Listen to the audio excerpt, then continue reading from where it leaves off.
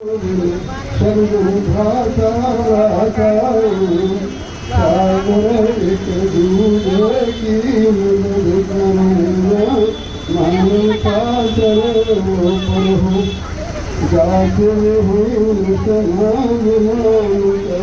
सर्वनिक थाली में खाते हो ऐसा धन्यवाद बतलावा जामू नीच का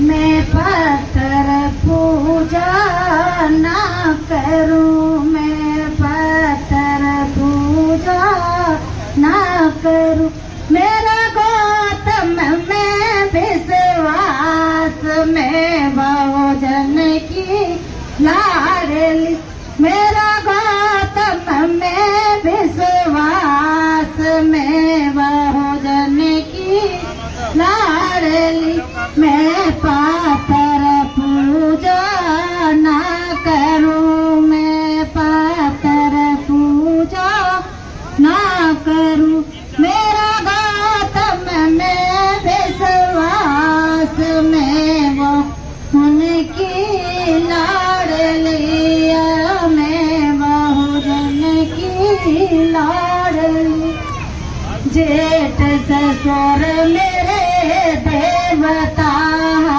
जेठ ससुर मेरे देवता, मेरी देवी जेठानी सास में बहुजन की लाडली, मेरी देवी जेठानी सास में बहुजन की लाडली, मैं पत्थर पूजा ना करूं, मैं पत्थर पूजा ना करूं, मेरा बौद्ध धर्म विश्वास में जन की लाडली, मैं बहुजन की लाडली, गुरु में पढ़ने को ना गई, मैं गुरुकुल पढ़ने ना गई, तुम्हें गुरुकुल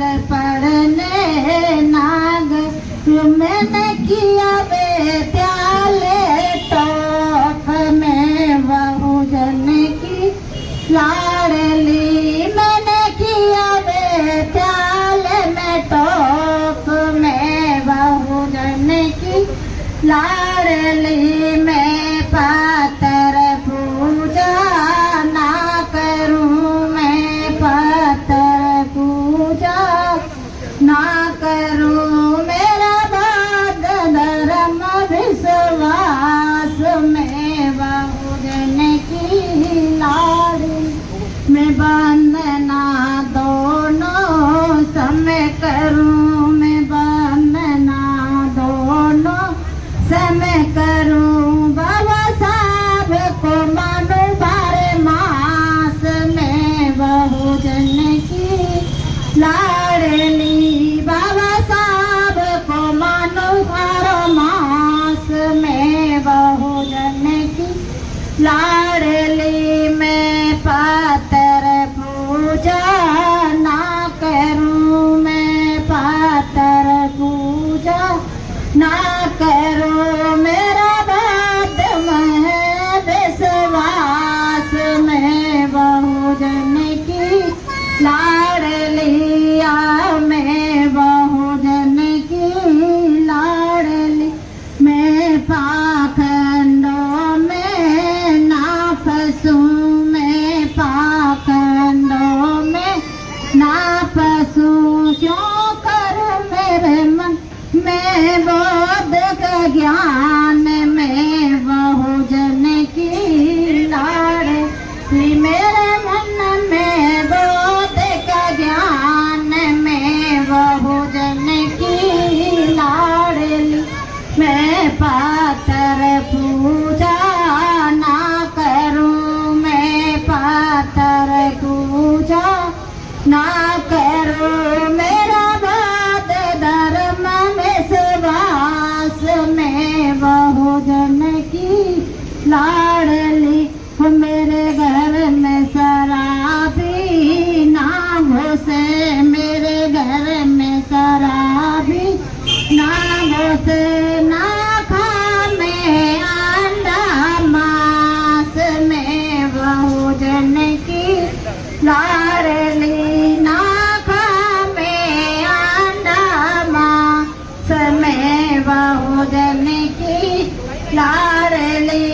मैं पातर पूजा ना करूं, मैं पातर पूजा ना करूं, मेरा बात में है विश्वास में बहुजन की लाडली। जय भीम, नमो बुद्धाय। धन्यवाद जी। आप सभी जानते हो जो पत्थर के अंदर प्राण प्रतिष्ठा हो सकती है, लेकिन जो खुद बीमार होता है वो अच्छा नहीं हो सकता। मंत्रों के द्वारा आपको जो नहीं पत्थर के अंदर प्राण डाल जा सकते हैं, लेकिन जो मर जाता है। देखिए कल प्रियंका सिंह और हमारी सोफिया कुरैशी कहाँ पहुँच गई कि बड़े सदी से बंद रही और आज गगन में मुस्काते सभी समता के चमन में, समता के चमन में। कहे सुनीता बोध हो गई रमता रमता, अभी जो बांग्ला चल रहा था, कहे सुनीता बोध हो गई रमता रमता, फूले सावित्री के शिक्षा समता, शिक्षा समता, शिक्षा समता। तो समता का अधिकार, शिक्षा की समानता, ये हमारे महानायक और नायकों ने दी है। और मुझे विशेषकर एक काव्य पाठ के लिए मुझे यहाँ बुलाया जाता है, तो मैं कविता के माध्यम से अपनी बात रखने का पूरा प्रयास करूंगी कि नीले रंग में रंगी हुई मैं नील गगन तक जाने को तैयार, नीले रंग में रंगी हुई मैं नील गगन तक जाने को तैयार, हो बेदार सब आगे आओ, बाबा साहब नाम की चली बयार, बाबा साहब नाम की चली बयार। ये बयार वाकई में हमें सुख शांति और कल्याणकारी महसूस होती है। जब तक हमारा संविधान जिंदा है, हमारे जीवन की खुशियाँ भी जिंदा है। मैं कहना चाहती हूँ कि बाबा साहब हमारे लिए क्या है, मैं उनको नमन करती हूँ कुछ पंक्तियों के माध्यम से कि युगों युगों से मारी, युगों युगों से मारी भारतीय बिचारी नारी, कसी धर्म बेड़ियों को काट भीमराव ने। युगों युगों से मारी भारतीय बिचारी नारी, कसी धर्म बेड़ियों को काट भीमराव ने। और हिंदू कोड बिल सभी लिख दिए अधिकार, हिंदू कोड बिल सभी लिख दिए अधिकार। लिंग भेद भाव नहीं बांटा भीमराव ने, लिंग भेद भाव नहीं बांटा भीमराव ने। कि पैरों की जूती अब सजती ललाट रोज, कि पैरों की जूती अब सजती ललाट रोज, नीतियों में नहीं दिया घाटा भीमराव ने, नीतियों में नहीं दिया घाटा भीमराव ने।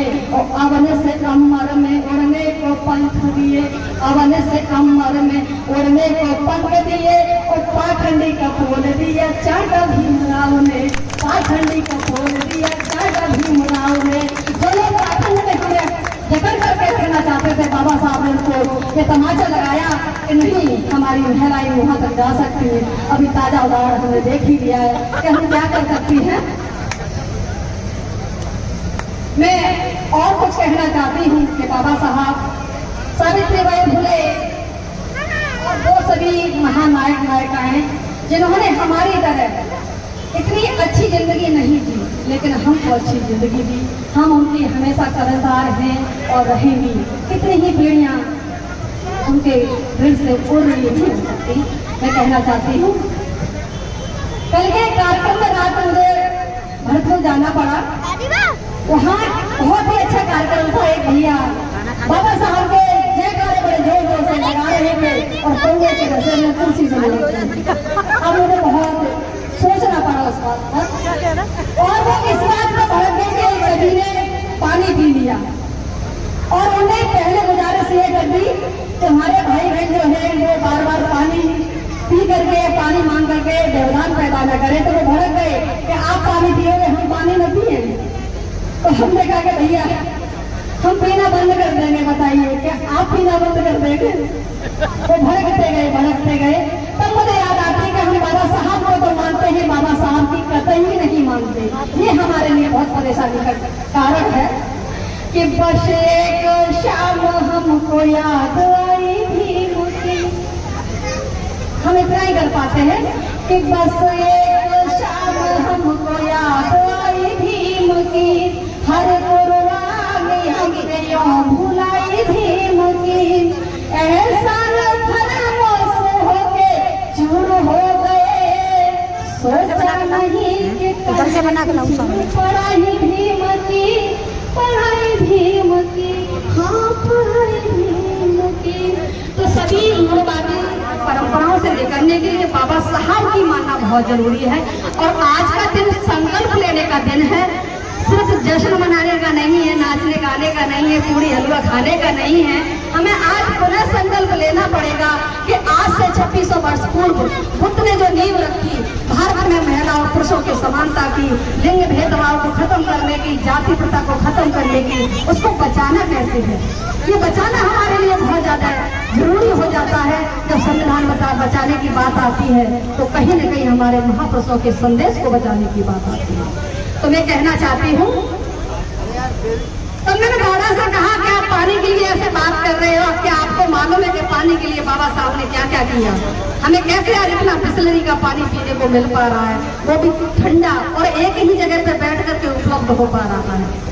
मुझे बाबा साहब जी की वो तस्वीर, बाबा साहब जी की वो स्टेचू याद आ गई, जिसके नीचे आज चावदार तालाब बह रहा है। मैं कहना चाहती हूँ कि भीम दुनिया की वो हस्ती, जमाना गर्व करता है। भीम दुनिया की वो हस्ती, जमाना गर्व करता है। बदौलत भीम के बहुजन उड़ान नभ में भरता है। कभी मैसर न था हमको साफ पानी भी पीने को, घमंडी ताल भी अब तो सलामी झुक झुक करता है। घमंडी ताल भी अब तो सलामी झुक झुक करता है, सलामी झुक झुक करता है। और मुझे बाबा नहीं नहीं हम अपने जीवन में एक कौन तक ये जगह की तो मुझे पता नहीं। और ये अभिजीत जी क्या नाम है? अभिजीत भी आगरा का, कि मेरे जीवन का ये भी प्रोग्राम वगैरह करते हैं। इनके जो सावित्रीबाई फूले के, इनके जैसा प्रोग्राम में गाना गाता है। जी सावित्रीबाई फुले का भी प्रोग्राम हुआ था। यहाँ नहीं हुआ था, वहाँ पे होता है, सूर्या पैलेस में होता है। सूर्या पैलेस है, वहाँ पे बैनर रखते हैं। लेकिन उस पेड़ को सुरक्षित रखने की जिम्मेदारी हमारे बाद हमारे बच्चों की होती है, हमारे बच्चों के बाद उनके बच्चों की होती है। लेकिन करते क्या है, हम करते हैं कि हमारे बगीचे में लगे हुए वृक्षों के फल तो हम लोग खाते रहते हैं, लेकिन उनको सहेजने की जिम्मेदारी, उनको सहेजने की, खाद पानी देने की, उनकी डालियों को, पत्तियों को सहेजने की, सही रखने की जिम्मेदारी लेने में हम कहीं न कहीं कतराते हैं। तब मुझे बाबा साहब जी का वो संकल्प याद आता है कि छूते रह गए कैसे आज हम भी कारवां से। हम ये कहते कि अभी तक बाबा साहब को जो आज़ादी थी वो हमको मिली नहीं, वाकई में सामाजिक आज़ादी हमको मिली नहीं, लेकिन उसके लिए कहीं न कहीं हम जिम्मेदार हैं। हमने उन पत्तियों को पानी नहीं दिया जो देना चाहिए था। कि छूते रह गए कैसे आज हम भी कारवां से, तोड़ कर खा रहे हैं फल दिए जो हमें बागबाने, तोड़ कर खा रहे वो फल दिए जो हमें बागबाने। खाना खा रही होंगी, देखो बोतल दी पानी की यही रखी होगी। तोड़ कर दे गए हमको सितारे चांद आसमां से, तोड़ कर दे गए हमको सितारे चांद आसमां से, सितारे चांद आसमां से। तो मैं सभी से पूरा अनुरोध करती हूँ कि आज का दिन कोई भी हमारे महापुरुषों के जो पर्व आते हैं उनको सिर्फ जश्न तक ही सीमित न रखें। उनको ये प्रण लेने की जरूरत है, हमको आपको सबको ये प्रण लेने की जरूरत है कि कहीं न कहीं हम अपनी विचारधारा से पीछे हट जाते हैं, एक दिन के लिए बात को रखते हैं, फिर कहीं न कहीं वही पुरानी परंपराओं में मर जाते हैं। मैं अभी ज्यादा दिनों से बुद्ध की उपासिका नहीं हूँ। मैंने अपने जीवन के 42 साल ऐसे गवा दिए, मुझे अफसोस होता है। लेकिन मैं देख पा रही हूँ कि बहुत पुराने हमारे बहुत सारे साथी हैं, बुद्ध और बाबा साहब को बहुत पहले से जानते हैं। उनकी विचारधारा को जानने के बाद भी पुरानी परंपराओं को दूर रखने का साहस उनमें आज तक पैदा नहीं हुआ। खास करके हमारी माँ बहनों में पुरानी परंपराओं को होने की आदत आ रही है। वो सारे काम कर लेंगे, हम बुद्ध को भी मानेंगे, बाबा साहब को भी मानेंगे, सावित्रीबाई फुले को मानेंगे, और कल हम पंडाल लगा के नवदुर्गा को रख लेंगे। तो जब ये दोहरापन आ जाता है और विचारधारा में विसंगति पैदा हो जाती है, तो हमारा लक्ष्य भी कहीं न कहीं दूर हो जाता है। हम नहीं लिख पा रहे हैं, बहुत मन शास्त्रियों में कहीं लिखा होता है कि बुद्ध रीति रिवाज से हो रही है शादी, कार्ड भी बहुत अच्छा छपता है। और बुद्ध रीति रिवाज से शादी होने के बाद ही वो दुल्हन सिंदूर सवेरे इतना भर के आती है, इतना होता है, उसका जोड़ा भी ला नहीं होगा, तो फिर बुद्ध रीति रिवाज से कैसे शादी हुई? मैं इसमें बड़ा विचार करती हूँ। अगर किसी के पास उसका जवाब हो तो मुझे दीजिएगा। मुझे सवाल परेशान करता है कि हम बुद्ध की तो बात की कि उनके अनुसार शादी हो रही है, सिंदूर भी होगा, बिछिया भी होंगे, मंगलसूत्र भी मोटा सा होगा, बात हमने अलग लीग बना लिया। भाई लीग नहीं बना पाया क्या आपने? या तो शादी कराने वाले बेचारे आपको तो बात रख नहीं पाते, या फिर महिलाओं को लगाव हो गया है कि बिना बिंदी के वो सुंदर दिखेगी ही नहीं, या उनको ये डर खत्म नहीं हो पा रहा है कि सिंदूर के बिना उनके पति की उम्र लंबी होगी ही नहीं। उनको ये भी भ्रम हो गया है कि जब तक बिछिया नहीं होंगे मेरे पति स्वस्थ नहीं।